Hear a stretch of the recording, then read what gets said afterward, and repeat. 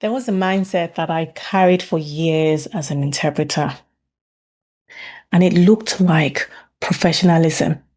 It sounded humane, and it kept me small. I believed my job was to be invincible. Then I don't take up space. Don't rock the boat. Don't do too much.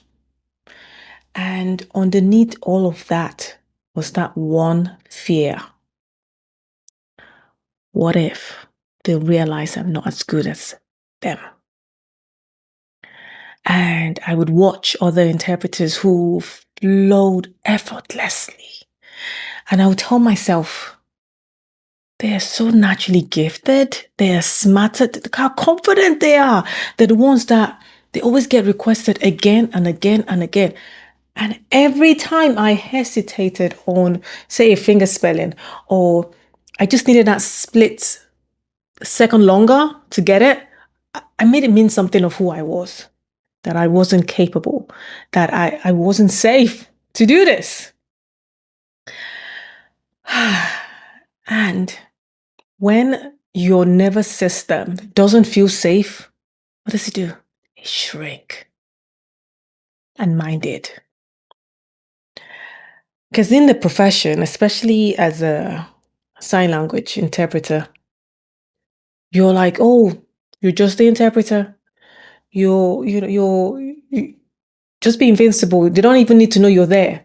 Just get them to focus on the deaf person and like just get the thing that don't just be grateful that you're there, because like look, you're getting good money for this, right? And all these things. And really none of this really sounded toxic at the time, or like doesn't. They just and that's why they're not dangerous. Just that the invisibility of this just kind of like looks like, oh yeah, when you're being invincible, you're actually being competent in one shape or form. And then now, for me personally, we're now talking about the added layer of when I was told when I was doing my training that I couldn't be an interpreter because of my condition, being dyslexic. I now have this thing of if they find out, because I've told I couldn't be, and then I saw some, but still I don't 100% believe, because if this person who's a professional tutor is telling me that I can't, if anybody else finds out, ooh, and what about if I publicly make a mistake that people can then tell, yeah, you see, we told her, what's she doing? Why is she here? She can't do this.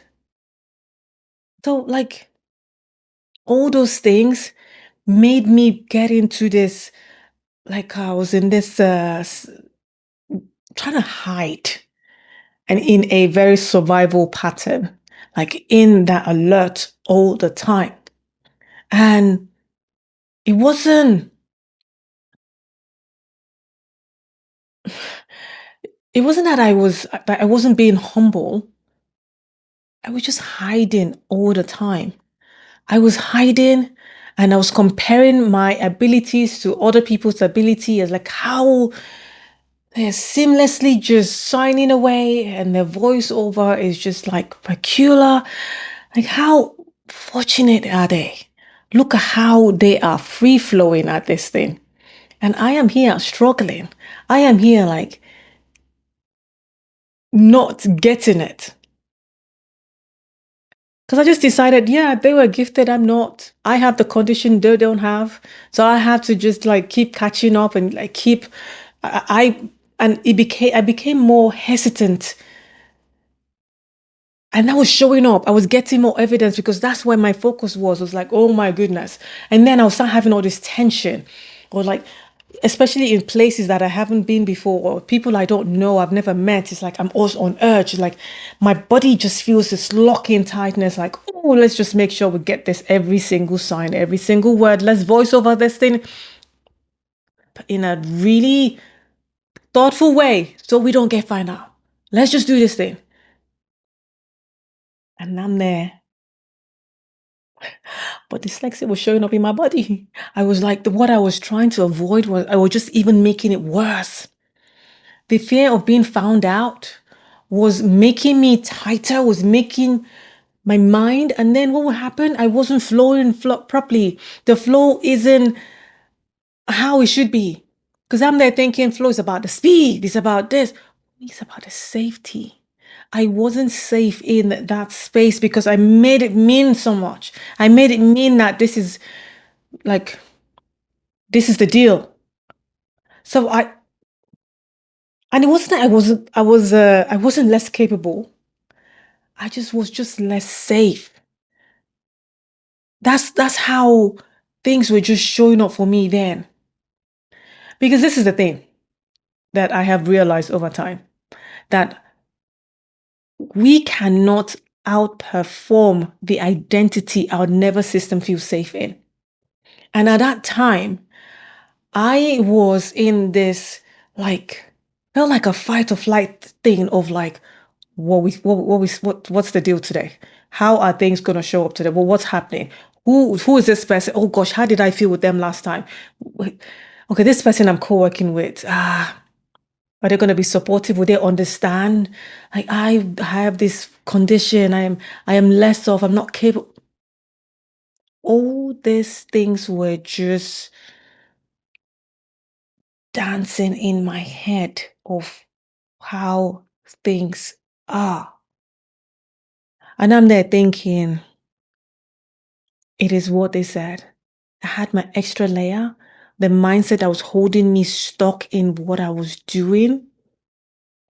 And then having that realization after having to do the work and knowing that, you know what, this invisibility does not mean the profession.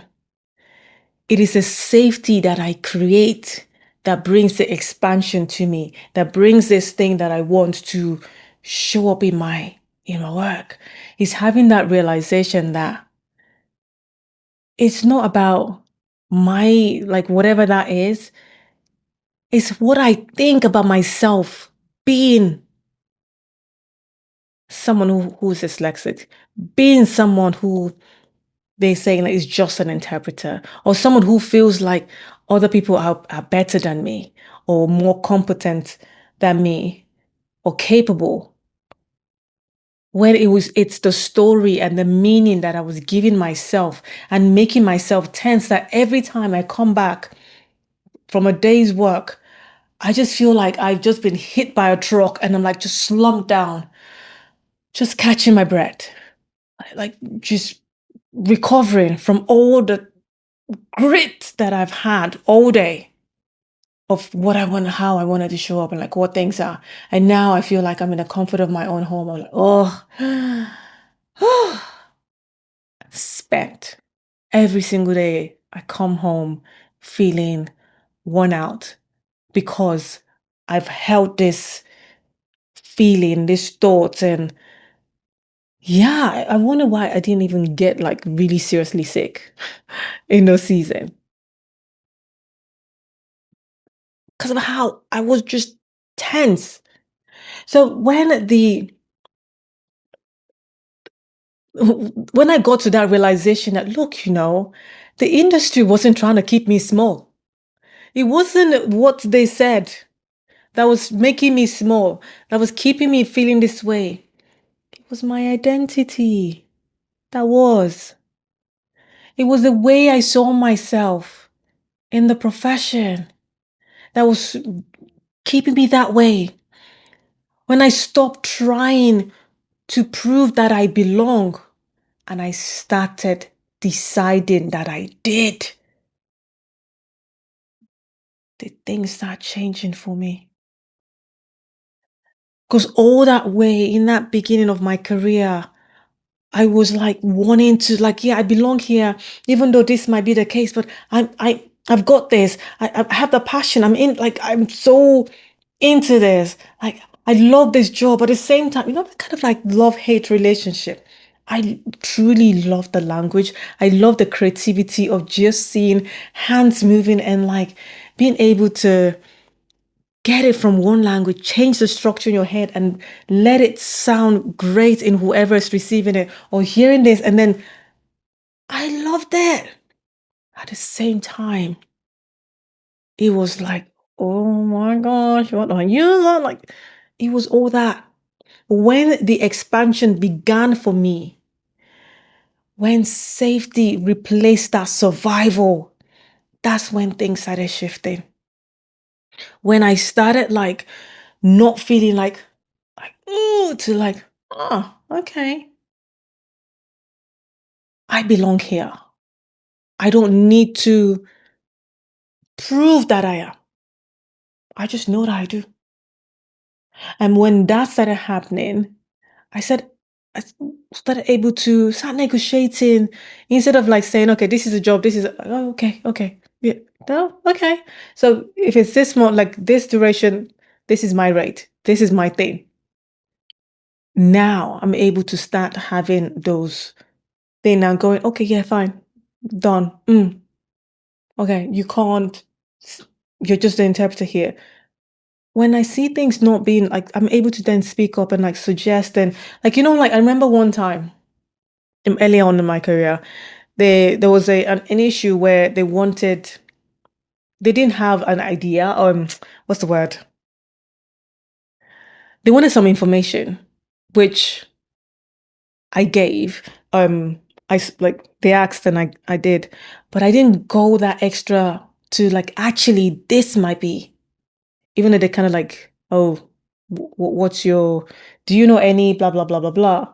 And I said, oh, da, da, da. But however, where they were going isn't what's best interest. The other end is, well, because you're just the interpreter, don't say anything, don't rock the boat. I just responded to what was said. And now just knowing that, look, it's about what are we doing to support this person to make sure they get the best outcome. And now going from that lens and knowing when to step in and out, it's not a case of like, oh, I'm just the interpreter. It's like, this is Nene speaking as interpreter, like da da da. This is the able to do that. Having that ability to be visible, to say, okay, I'm taking up more spaces, I'm doing more other um, roles and other things. Instead of having the expansion in the thing, in my role, than feeling like, oh, if I go into a new place, they might not, and like understanding I'm going in there because I am qualified and trained and aware of what that is. So whatever situation I am capable of handling it. I have the tools to come, to understand, to switch, to be connected. And if the hands raised and I don't know what they're saying, I have my tools to like get that done. I have like, okay, this. So now, because of the way I've changed how I am seeing it, and it's not a case of like, oh, they're going to find me out, to like, oh, how do we make this thing seamless so that we get the end result that we want? And this is how we free flow from this. That things started happening because confidence didn't come for me from being faster. It came because I became safer in the role. When I started showing that I was safe, then things started working out for me. So it wasn't that I now, when I started this expansion, I then became something new. No, I just stopped bracing myself at every given moment. I just did not like let things like that affect me moving forward. It was a case of this is who we are, this is what we're showing up, and this is how things are. Then coming in like, and also even in that brace of the energy leaking, I will come in like a shrunk, how would I walk in here and all things. And it's now an empowered aligned me of knowing who I am. How does like this person show up? How is this person feeling themselves? What are the thoughts? What are the things that I experience showing up, doing my thing? And that's how I just shifted that, okay, this is what is expected to that survivor mode to the expansive side of things, of me, of being, of how we show up doing what we get to do. And if any part ever felt uncomfortable in what I've familiar for you, and I really want you to just reflect on this question. What identity are you protecting that is keeping you small? Take a minute to just ponder that for yourself. Like what's that for you? And if you're now ready to expand from it, it starts here. It's go time.